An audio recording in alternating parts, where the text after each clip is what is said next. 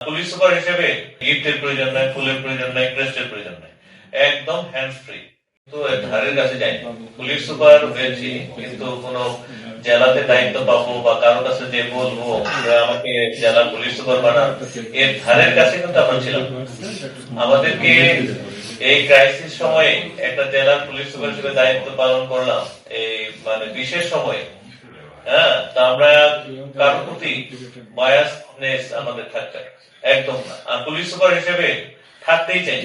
এই যে সেকেন্ড এই জেলাতে আসার বিষয়ে গোলাম মাওলা ভাই, তিনি পুলিশ সুপার ছিলেন, চলে গিয়েছেন। হ্যাঁ, আমারও একটা ইচ্ছা ছিল যে অনেকদিন তো থাকলাম, আসলে দিন রাত সমানে আসলে ব্যস্ত থাকতে হয়, তো ব্যস্ততার পরিবর্তে একটু স্মুথ লাইফ যেখানে পরিবারকে দেওয়া যায়, এই ধরনের একটু ইয়ে করি আর কি। তো এটার রেহাই হলো না। তো সেক্ষেত্রে আমার পলিটিক্যাল কোন ইচ্ছা অভিলাষ বা কাউকে কোনো প্রিফারেন্স বেশি দিব, কাউকে কম দিব, এই ধরনের বিন্দু মাত্র কোনো ইয়ে নেই। এই বিষয়ে আপনারা নিশ্চিন্ত থাকতে পারেন, এই বিষয়ে আপনারা একদম মানে আশ্বস্ত থাকতে পারেন যে আমরা এই ধরনের, শুধু আমি একা না, এখানে যারা অফিসার ইনচার্জ রয়েছে গুরুত্বপূর্ণ ভূমিকা পালন যেহেতু তারা করেন, তারাও যদি এরকম কোন কার্যক্রম এর কথা ভাবেন, তারাও থাকবেন, একদম থাকবেন।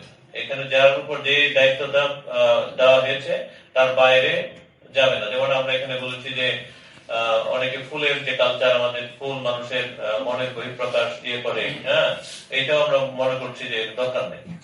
মাত্র 30% টাকায় জমির মালিক হয়ে নতুন বাংলাদেশের গড়ে তোলার স্বপ্ন দেখা বাংলা বসতি। এটা প্রয়োজন নাই, গিফটের প্রয়োজন নাই, ফুলের প্রয়োজন নাই, ক্রেস্টের প্রয়োজন নাই, একদম হ্যান্ড ফ্রি।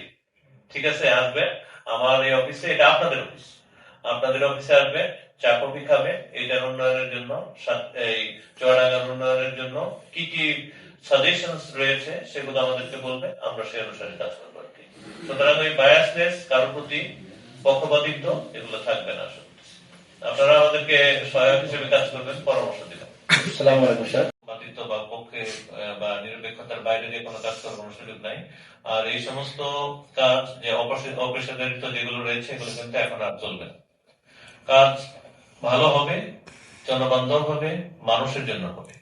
ঠিক আছে, আমরা উল্টা পাল্টা কোনো কাজ একসময় হয়েছে, কারণ পুলিশকে সবাই কম বেশি যখনই যে থাকে ব্যবহার করতে চায়।